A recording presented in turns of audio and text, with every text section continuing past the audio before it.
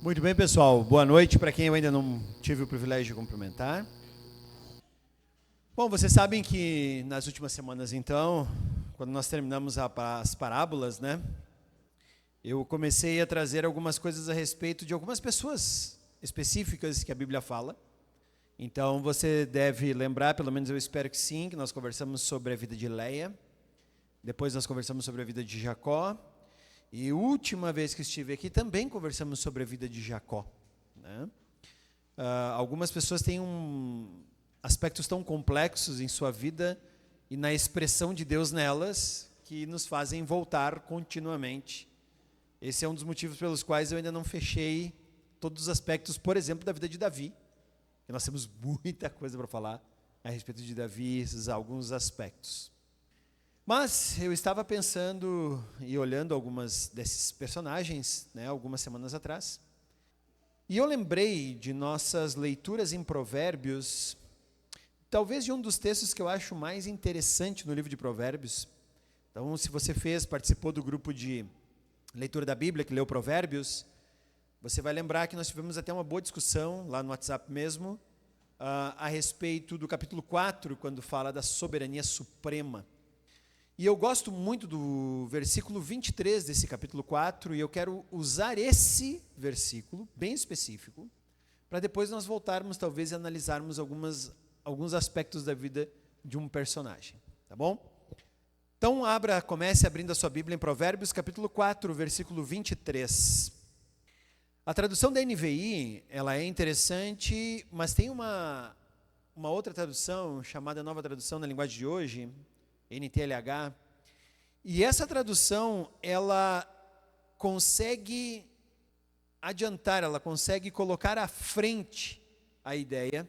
Então eu prefiro muito a tradução da NTLH, mas eu vou ler na NVI, depois eu explico por que eu prefiro na NTLH. Mas Provérbios 4, 23, na versão que eu estou lendo aqui, diz assim: acima de tudo, guarde o seu coração, pois dele depende toda a sua vida. A NTLH é uma tradução interessante porque ela diz assim: guarde os teus, quem está com a NTLH aí aberto? Pensamentos. Por quê? Porque dele procede fonte da tua vida. Você deve ter ouvido falar alguma notícia ruim essa semana, né? Você deve ter ouvido falar, alguém fez alguma coisa com os seus próprios pensamentos, tomou as rédeas da sua vida e, por algumas decisões pessoais, resolveu fazer alguma coisa e deu muito errado. É mais ou menos isso que esse texto está falando. Provérbios capítulo 4 diz: acima de tudo, acima de qualquer coisa, antes de qualquer ação, pensa, guarda, vigia o teu coração ou os teus pensamentos. Por quê? Porque para Provérbios aqui, a ideia de coração é exatamente a essência do ser humano, de onde brotam sentimentos, pensamentos e ações que depois se tornam ações feitas, né, materializadas. E eu acho legal esse texto, e foi exatamente nesse texto que eu meditei essa semana, e eu gostaria de exemplificar na vida de uma pessoa, e depois a gente vai conversar alguns aspectos a respeito disso. Então agora saia do livro de Provérbios e vá até o livro de Gênesis, no capítulo 4. Capítulo 4, nós vamos ler do versículo 1 até o versículo 16. Gênesis, capítulo 4, versículo 1 ao versículo 16. Diz assim: Adão teve relações com Eva, sua mulher, e ela engravidou e deu à luz Caim. Ela disse: com o auxílio do Senhor, tive um filho homem. Voltou a dar à luz, desta vez a Abel, irmão dele. Abel tornou-se pastor de ovelhas, Caim agricultor. Passando algum tempo, Caim trouxe do fruto da terra uma oferta ao Senhor. Abel, por sua vez, trouxe as partes gordas das primeiras crias do rebanho. O Senhor aceitou com agrado Abel e sua oferta, mas não aceitou Caim e sua oferta. Por isso, Caim se enfureceu, seu rosto se transtornou. O Senhor disse a Caim: por que você está furioso? Por que se transtornou o seu rosto? Se você fizer o bem, não será aceito. Mas se não o fizer, saiba que o pecado o ameaça à porta. Ele deseja conquistá-lo, mas você deve dominá-lo. E disse, porém, Caim a seu irmão Abel: vamos ao campo. Quando estavam lá, Caim atacou seu irmão Abel e o matou. Então o Senhor perguntou a Caim: onde está o teu irmão Abel? Respondeu ele: não sei. Sou eu responsável pelo meu irmão? Disse o Senhor: que foi que você fez? Escute, da terra o sangue do seu irmão está clamando. Agora, amaldiçoado é você pela terra, que abriu a boca para receber da sua mão o sangue do seu irmão. Quando você cultivar a terra, esta não dará a você mais da sua força. Você será um fugitivo errante pelo mundo. Disse Caim ao Senhor: meu castigo é maior do que eu posso suportar. Hoje me expulsa dessa terra e terei que me esconder da tua face. Serei um fugitivo errante pelo mundo, e qualquer que me encontrar me matará. Mas o Senhor lhe respondeu: não será assim. Se alguém matar Caim, sofrerá 7 vezes a vingança. O Senhor colocou em Caim um sinal para que ninguém que viesse a encontrá-lo o matasse. Então Caim afastou-se da presença do Senhor e foi viver na terra de Nod, a leste do Éden.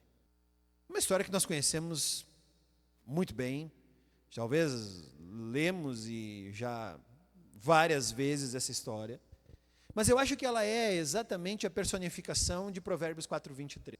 Eu sei que Provérbios 4:23 veio depois de Gênesis 4, mas ela é uma grande personificação. Por quê? Primeiro de tudo, aqui mostra que há um problema com o coração de Caim.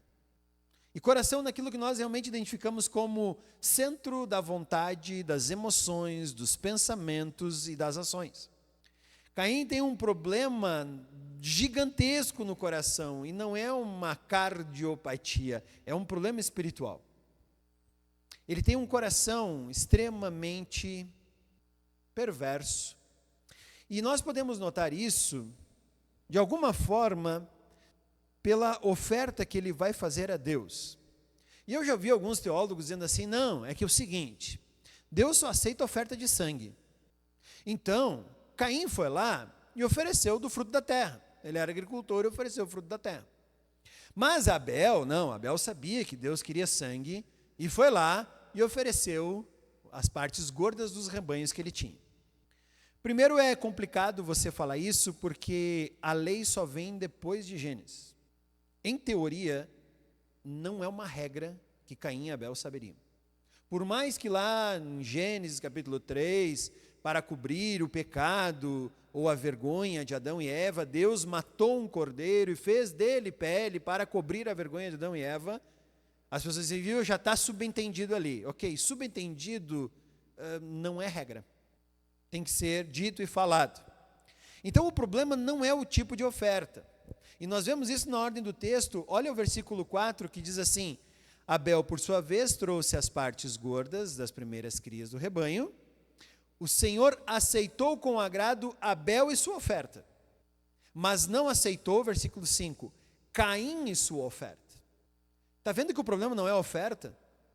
Deus já rejeitou a pessoa antes da oferta ser colocada ali. Está explícito ali, Deus rejeitou Caim e sua oferta, Deus aceitou Abel e a sua oferta. Então, nós temos uma questão aqui, é que o Senhor aceitou primeiro o coração de Caim, o coração de Abel, e depois a oferta de Abel, assim como Deus rejeitou primeiro Caim e depois a oferta de Caim. Se você for olhar em Hebreus capítulo 11, na famosa galeria dos heróis da fé, lá em Hebreus capítulo 11, no versículo 4, diz assim: pela fé, Abel ofereceu a Deus um sacrifício superior a Caim. Está vendo que o autor de Hebreus não está dizendo que o que foi superior foi o teor da oferta? Não é o sangue, não é a oferta, mas sim a fé. Pela fé, Abel oferece um sacrifício superior a Caim. Pela fé, ele foi reconhecido como justo, quando Deus aprovou as suas ofertas. Embora esteja morto, por meio da fé, não é por meio do seu sacrifício, ele ainda fala, é por meio da sua fé. Então, Deus aceitou a oferta de Abel. Então, nós temos que imaginar que, de alguma forma, Deus aceita ou não a nossa vida antes de aceitar o nosso culto. Essa é a regra de cuida primeiro do teu coração. Cuida primeiro do teu coração. Por quê? Porque a nossa vida acaba sendo uma espécie de fiador do nosso culto. E Deus não se agrada de cultos vazios. Nós podemos ver isso lá em Isaías. Então, vai lá nos profetas agora. Isaías, capítulo 1. Isaías, capítulo 1, que no versículo 11 começa dizendo assim para o povo de Israel: parem de me oferecer, para que me oferecem tantos sacrifícios? Pergunta o Senhor. Para mim chega de holocaustos de carneiros e da gordura dos novilhos gordos. Não tenho nenhum prazer no sangue de novilhos, de cordeiros e de bodes. Quando vocês vêm à minha presença, quem impediu que pusessem os pés nos meus átrios? Parem de trazer ofertas inúteis. O incenso de vocês é repugnante para mim. Luas novas, sábados e reuniões, não consigo suportar suas assembleias cheias de iniquidade. Suas festas de lua nova, suas festas fixas, eu as odeio. Tornaram-se um fardo para mim. Não as suporto mais. Quando vocês estenderem as mãos em oração, esconderei de vocês os meus olhos. Mesmo que multiplique as orações, não as escutarei. As suas mãos estão cheias de sangue. Lavem-se, limpem-se, removam suas más obras para longe da minha vista. Parem de fazer. Aprendam a fazer o bem. Busquem a justiça. Acabe com a opressão. Lute pelo direito do órfão. Defenda a causa da viúva. E o texto continua. Mas eu acho que eu já consegui demonstrar para vocês qual é o meu objetivo aqui. Deus se interessa mais por quem você é do que pelo que você faz no nome dele. Não importa se nós vamos, um culto legal, numa igreja chique, com um louvor muito bom, com um pregador que é exímio, um grande pregador e tudo mais, e aí eu vou lá, e aí eu quero sair daquele culto edificado, maravilhado, extasiado, quem sabe andando nas nuvens, e a grande questão é, o que Deus menos está se importando é com isso. Deus leva a sério uma vida digna. E antes de nós oferecermos o nosso culto a Deus, nós precisamos oferecer a Ele nossa vida. Como Caim, você e eu temos um grande problema de coração. Por isso, nós temos que, a segunda parte é, cuide dos teus sentimentos. Esses dias eu estava assistindo, não sei como é que se fala isso, vendo um meme da internet, eu vejo vários. Esses dias um amigo meu mandou um canal de meme antigo, eu disse, beleza, ganhou meu coração. Mas o meme dizia mais ou menos assim, no primeiro quadrinho, o que te impede de fazer o que você quer? No segundo quadrinho vinha a resposta, o Código Penal. O que me impede de fazer o que eu quero é o Código Penal. Por quê? Porque no fundo, nós temos que reconhecer que os nossos pensamentos são realmente bem complexos, assim como era o de Caim. E aí eu te convido agora a ir a uma outra carta do Novo Testamento, na carta de Tiago, no capítulo 1. Tiago, e é depois de Hebreus, se você já estava com o dedo em Hebreus lá, é só virar algumas páginas aí. Tiago capítulo 1, versículo 14, versículo 15, dizem assim, cada um, porém, é tentado pelo próprio mau desejo, sendo por este arrastado e seduzido. Então, esse desejo, tendo concebido, dá à luz o pecado. E o pecado, após ser consumado, gera morte. puxa, então aqui tem um caminho interessante. Primeiro, eu tenho um mau desejo no meu coração. E é por ele que eu sou tentado. Caim é um bom exemplo disso, sabe por quê? Porque Caim não podia culpar ninguém pela sua situação. Ele não podia culpar a economia mundial, porque a economia mundial era ele, pai, mãe, e seus irmãos e irmãs que estão implícitos no texto, mas não estão declarados. Ele não podia culpar qualquer outra pessoa a respeito do seu próprio sentimento, ele não podia culpar ninguém, ele não tinha como colocar a culpa sobre qualquer pessoa. E é exatamente essa a realidade. O problema é que nós vivemos em um mundo em que agora fica fácil eu culpar todas as coisas ao meu redor. Ah, não, é aquela pessoa que me deixa irritada. Não, não sou eu. Ah, é aquela pessoa, e aí tem um outro meme que eu vi esses dias, que dizia assim, todo mundo é tóxico, né? Só você é um perfume de aroma agradável a todo mundo, né? O resto todo mundo é tóxico. E às vezes é isso que nós fazemos mesmo. Nós culpamos as pessoas, nós culpamos as circunstâncias, nós culpamos o clima, nós culpamos isso, nós culpamos aquilo, o relógio, o não sei o quê, e todo mundo é culpado por alguma coisa. Mas Caim é a prova de que não é assim. E Caim é interessante que ele faz um caminho inverso da sua mãe. Sua mãe, sem pecado, foi persuadida pela serpente a vir a pecar. Caim, em pecado, nem por Deus foi dissuadido a fazer o que estava em seu coração. Ele talvez, não, mas o meu discipulador não falou aquilo para mim. Cara, Caim, o discipulador dele era Deus, que disse para ele, cara, tu vai mesmo fazer isso? Toma cuidado, o pecado está à porta, batendo. Se você abrir, é o que vai acontecer. Depois nós vamos ouvir essa mesma frase de Jesus falando para uma igreja lá em Apocalipse. Eu estou à porta e bato, abra para que eu entre. Mas aqui é o pecado que está batendo a porta. A nossa mente, ela é escravizada pelos nossos desejos. Mas nós achamos que todos os nossos desejos são bons, são justos, honestos, corretos, bons. E na verdade não é assim. Se os nossos pensamentos, se os nossos desejos não forem colocados no filtro de Deus, talvez nós vamos fazer muita coisa errada por aí. Muita coisa errada. Se nós não formos resgatados de nós mesmos, nós vamos fazer muita coisa errada. Quando eu estava escrevendo isso, eu lembrei, não sei se você já leu, se você não leu, leia, é fantástico o livro, Alice no País das Maravilhas, de Lewis Carroll.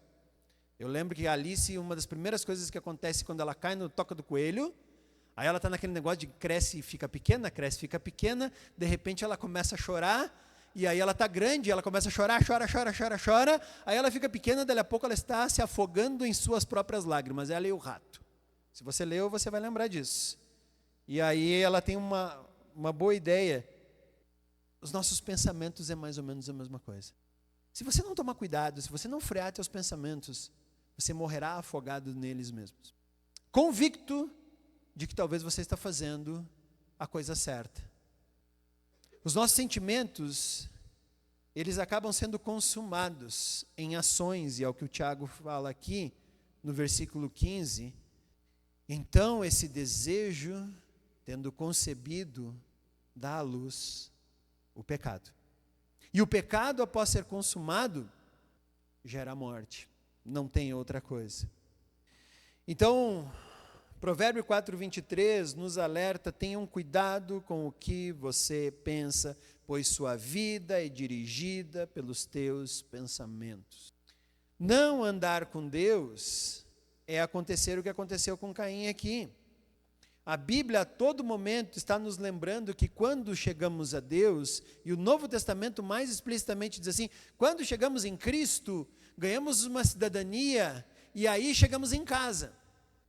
Se eu não refreio meus pensamentos e não ando com Deus e não permito que Ele corrija meus pensamentos, assim como Caim, eu estou destinado a ser um errante vivendo numa terra que nunca é minha. E nós vamos fazendo mal, e nós vamos fazendo um monte de coisa errada nessa terra aqui, que na verdade não nos pertence, não é o nosso lar. Se nós não andarmos com Deus, se nós não colocarmos os nossos pensamentos no filtro dele, nunca chegaremos em casa. Vamos continuar vivendo essa vidinha aí.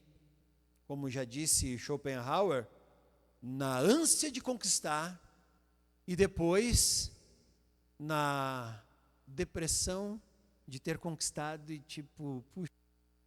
É muito bom às vezes nós lermos alguns autores não cristãos ou alguns autores semi-cristãos, né, como os nihilistas, porque eles nos ajudam a entender essas coisas. Que a nossa vida é exatamente o que a gente está sempre na ânsia de que eu vou alcançar, eu vou ter, aí de repente eu tenho aquele momento de euforia para depois entrar em uma situação de, puxa, conquistei, mas não era aquilo. Gente, ou nós somos cristãos mesmos, e a nossa vida mostra isso, e os nossos pensamentos são filtrados por Deus, e as nossas ações são filtradas por isso, ou nós vamos continuar nessa onda de que não, eu estou fazendo o que eu faço para eu ser feliz, e faz e justifica todo tipo de ação inútil, constrangedora, que fere os outros na intenção de ser feliz. Caim queria ser feliz, ele só precisava matar o irmão dele. Sem irmão, ele vira o favorito de Deus. E aí estava tudo certo. Deus ia ter que aceitar o sacrifício dele. Mesmo que ele trouxesse talvez frutas podres, ele ia dizer, Deus, tá aqui, tá? Por quê? Porque não tem mais ninguém para te trazer, tu vai aceitar, né? E Deus disse, não posso aceitar isso. Mesmo assim, esse versículo que talvez você diga, nossa, que coisa pesada, ele tem graça ali no meio. E a graça está no versículo 15, diante de um homem que não está arrependido. Porque talvez você pense, não, Caim se arrependeu. Em nenhum momento de sua história ele se arrependeu. Ele não disse, puxa Deus, realmente tu está certo, eu me arrependo de ter feito o que fiz, não há como consertar e não há como ser meu irmão trazido de volta à vida, não há como eu reparar agora a falta que vai fazer no coração do meu pai, da minha mãe e dos irmãos, a falta que esse irmão está fazendo, não há como reparar diante de ti, o autor da vida, o fato de eu ter tirado a vida do meu irmão, e eu estou muito sentido com isso. Não, ele reclama do peso do seu castigo. Pode olhar ali. Ele diz, não, pera aí, mas aí agora a coisa ficou muito pesada para mim. Meu castigo é maior do que posso suportar. Às vezes com você e eu é a mesma coisa. Nós vamos fazendo as coisas erradas, nós vamos deixando as coisas acontecerem, e tudo que nós temos, na verdade, é medo de talvez sermos descobertos, mas não de fazer o que fizemos. Nós, às vezes, nos sentimos talvez envergonhados quando tudo vem à tona, e aí você é exposto, e você diz, droga, fui exposto, mas arrependido, talvez não, como Caim arrependido não está. Mas até nesse momento, diante de uma pessoa que não está arrependida, Deus ainda é gracioso dizendo assim, não será assim com você.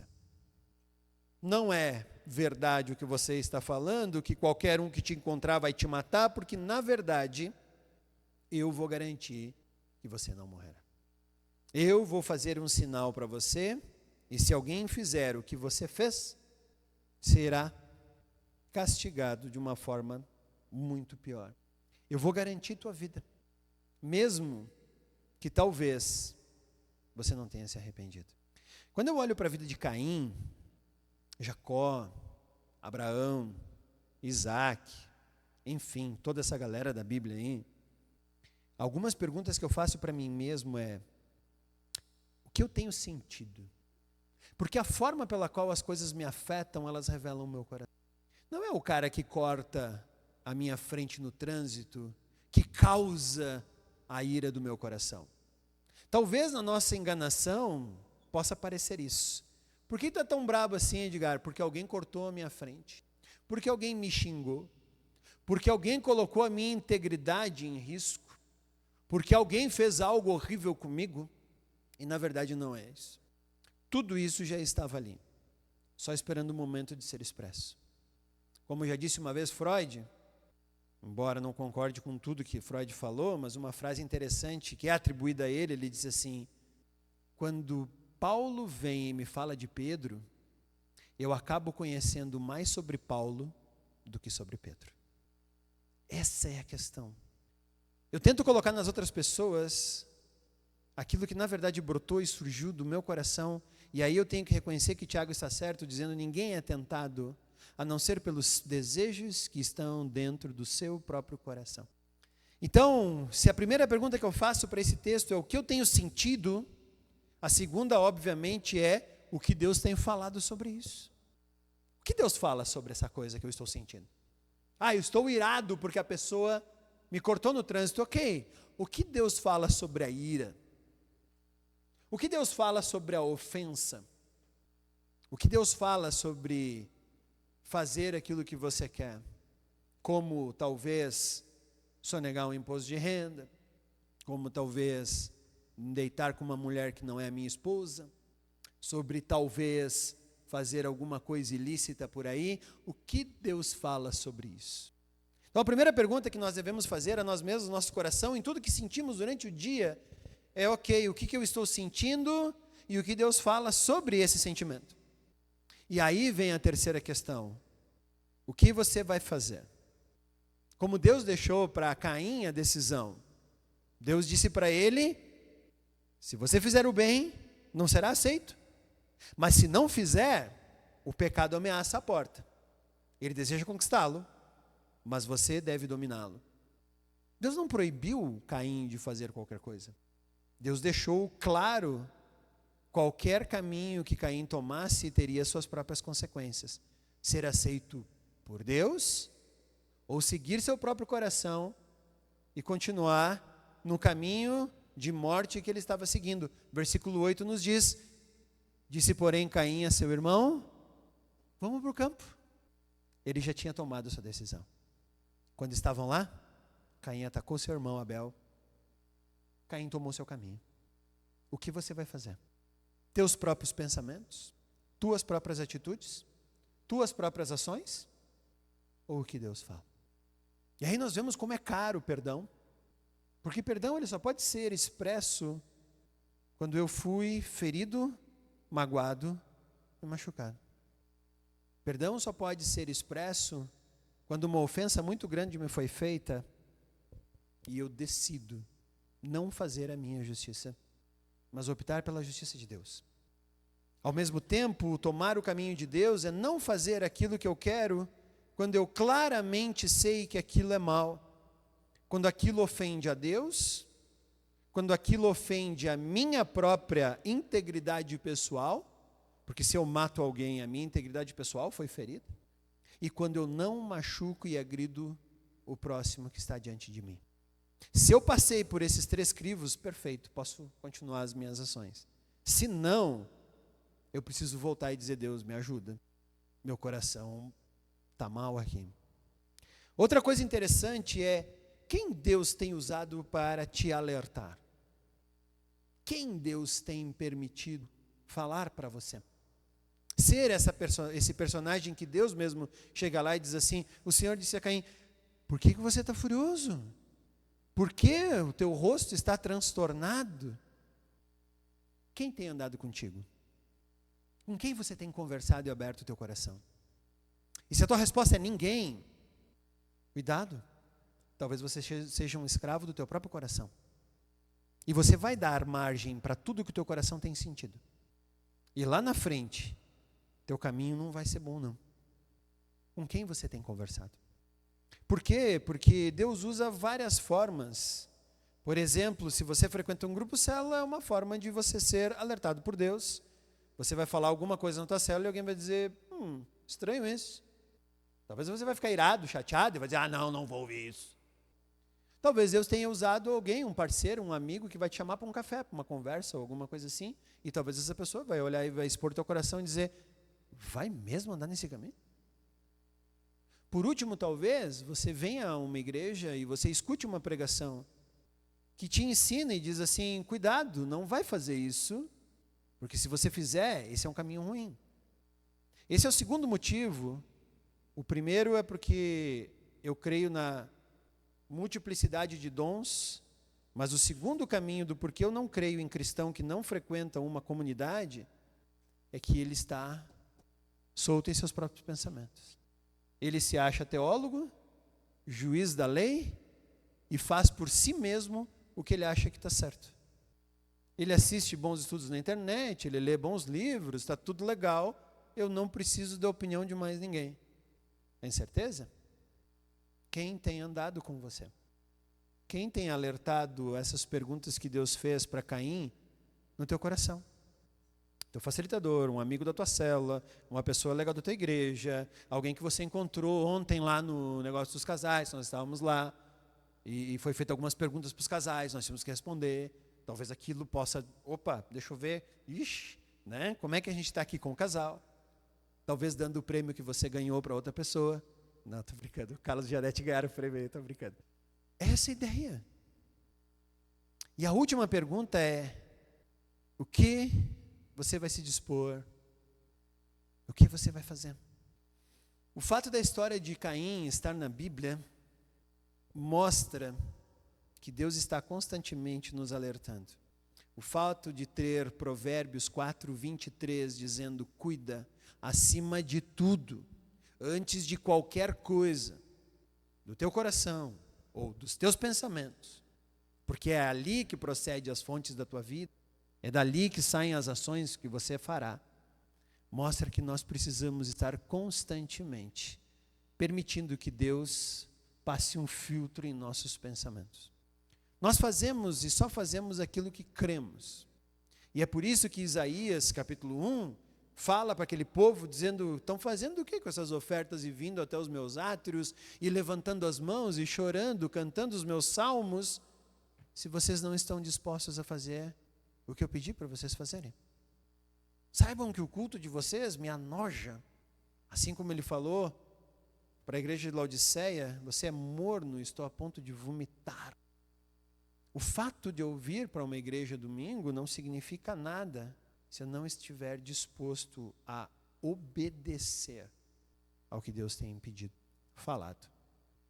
Nosso louvor aqui, se a gente levantou as mãos, como a música dizia, e a gente bateu palmas, mas se a nossa vida não está íntegra a esse ponto, essas palmas não passaram. Quando nós erguemos as mãos, Deus olhou e disse, não vou nem olhar. O que você tem pensado? E o que você tem se disposto a fazer? Quem você tem ouvido? Porque é isso que vai determinar a qualidade do teu culto, a qualidade da tua vida. E se você não escolher Deus, tudo bem, Deus ainda é misericordioso, como foi com Caim aqui, dizendo não, ninguém vai te matar não, mas tu ainda continuará sendo um errante, andando na terra dos errantes, sem nunca chegar.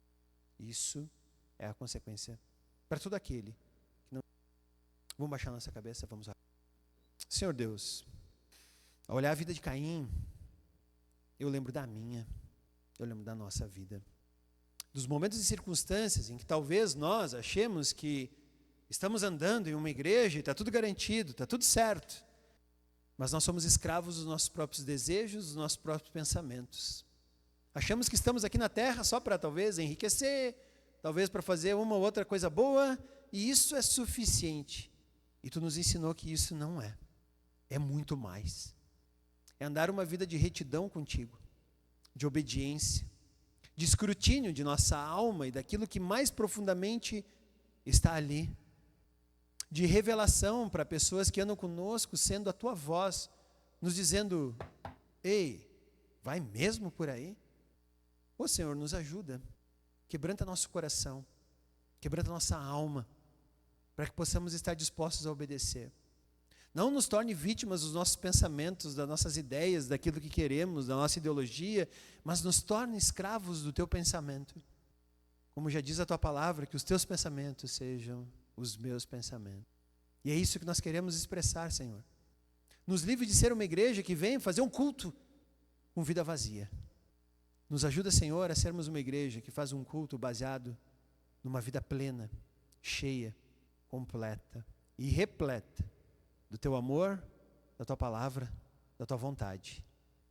Senhor, nos ajuda, porque sem a tua direção, vamos andar num caminho de morte. Assim como Caim foi vítima do seu próprio desejo, dos seus pensamentos, também eu serei, se não andar na tua direção. Senhor, nos ajuda. Pedimos isso pela tua graça, pelo teu amor e tua misericórdia. Amém.